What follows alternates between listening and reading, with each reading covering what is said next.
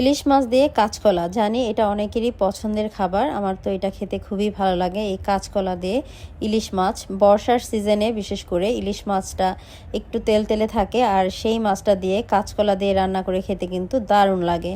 আর কাঁচকলা এমনিতেও আমাদের শরীরের জন্য খুবই উপকারী। এই রান্নাটা আমি প্রায়ই বাসায় তৈরি করে থাকি এবং খুবই সিম্পলভাবে কিন্তু খেতে হয় অসাধারণ। তাহলে চলুন রান্নাটা দেখে নেই। আজকের এই রান্নাটা করব। আমি একটি বড় সাইজের ইলিশ মাছ নিয়ে নিয়েছি, একেবারে পদ্মার ইলিশ। তো মাছটার ওজন ছিল আনুমানিক 1 কেজি 200 গ্রামের মতো, আর মাছটা খেতে দারুণ ছিল। আর এখানে আমি কাঁচকলা নিয়ে নিয়েছি। কাঁচকলাগুলোকে আমি কেটে নিচ্ছি, আর এখানে আমি আজকে প্রায় 5টি কাঁচকলা ব্যবহার করব। আর মাছটাকে আমি আগেই ভালোভাবে কেটে তারপর পানি ঝরিয়ে রেখেছি। আর এখন আমি চলে আসছি কাঁচকলাগুলো কেটে নিতে। আগে থেকে কাঁচকলা কেটে রাখলে এগুলো কালো হয়ে যাওয়ার একটা সম্ভাবনা আছে।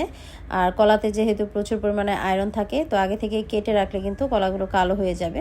তো কাঁচকলাগুলোকে আমি এভাবে মাঝখান থেকে 2 টুকরো করে কেটে নিয়েছি। তো এখন আমি যেটা করব, কলার মধ্যে আমি সামান্য একটু হলুদ দিয়ে দিলাম।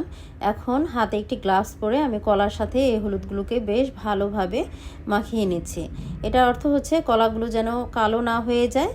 আর এভাবে হলুদ দিয়ে মাখিয়ে রাখলে পরবর্তীতে ধোয়ার পর কলার রং আর কালচে হবে না, তরকারির কালারটাও কিন্তু দেখতে খুবই ভালো লাগবে।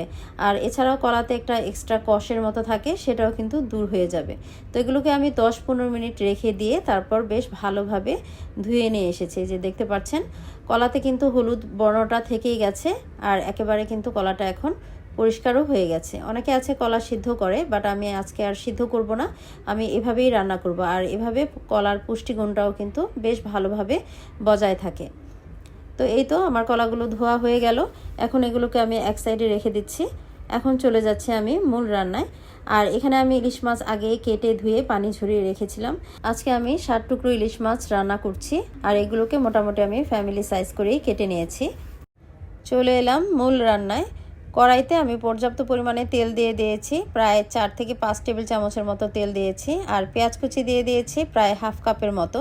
পেঁয়াজগুলোকে একটু নরম হয়ে আসা পর্যন্ত কিছুক্ষণ ভেজে নিয়ে এর মধ্যে দিয়ে দিলাম হাফ চা চামচ হলুদের গুঁড়া, আর 1 চা চামচ দিয়েছি মরিচের গুঁড়া, 1 চা চামচ মতো দিয়েছি ধনিয়া গুঁড়া, আর দিয়ে দিয়েছি স্বাদ অনুযায়ী লবণ।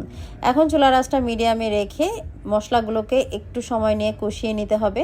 মশলাগুলো যেন পুড়ে না যায়, সামান্য একটু পানিও অ্যাড করে দিলাম।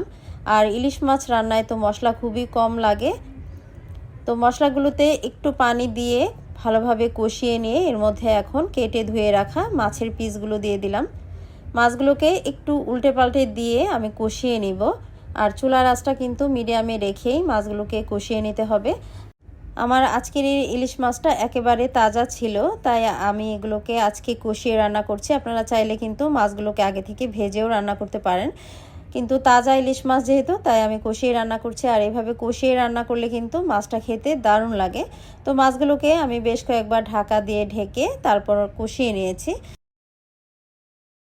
মাছগুলো যখন বেশ ভালোভাবে কষানো হয়ে গেল, তখন আমি মাছের পিসগুলো একে একে খুবই আলতো করে উঠিয়ে নিব। এই কাজটা খুবই সাবধানের সাথে করতে হবে, তা না হলে মাছগুলো কিন্তু ভেঙে যাবে।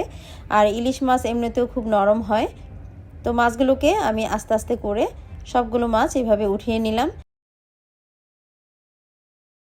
এবার অবশিষ্ট যে কষানো মশলাটুক, এই কষানো মশলাটুকের ভিতর আমি কাঁচকলাগুলো দিয়ে দিলাম। এবার এই কাঁচকলাগুলোকে বেশ ভালোভাবে নেড়ে চেড়ে আমি কিছুক্ষণ কষিয়ে নিব। আমি কাঁচকলার ভিতর সামান্য একটু পানি অ্যাড করে দিলাম, যেন কাঁচকলাগুলো বেশ ভালোভাবে কষিয়ে নেওয়া যায়।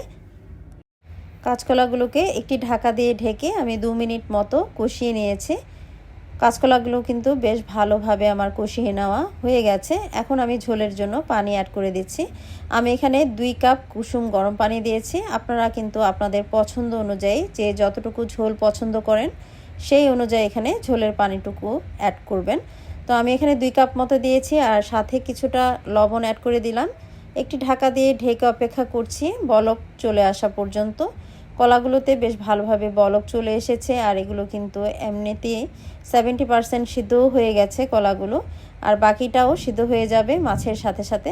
তো এখন কষানো মাছগুলো কিন্তু এর মধ্যে দিয়ে দিলাম।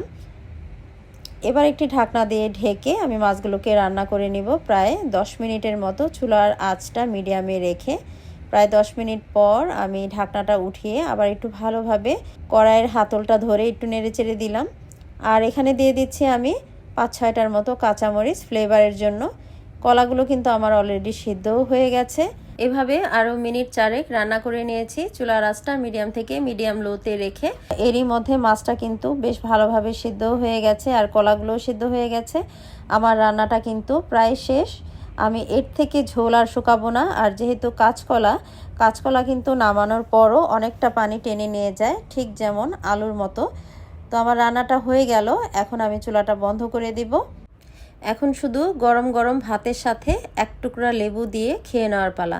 আশা করি আজকের এই রেসিপিটি ভালো লেগেছে। যদি ভালো লেগে থাকে অবশ্যই আমার চ্যানেলটিকে সাবস্ক্রাইব করে রাখবেন। আর পেজ থেকে দেখে থাকলে পেজে অবশ্যই ফলো দিয়ে পাশেই থাকবেন। আপনার ছোট ছোট সাপোর্টগুলো কিন্তু আমাকে অনেক উৎসাহ দেয়। তো আজ এখানেই বিদায় নিচ্ছি, আবারও দেখা হচ্ছে অন্য কোনো রেসিপিতে। সবাই ভালো থাকেন, আল্লাহ হাফেজ।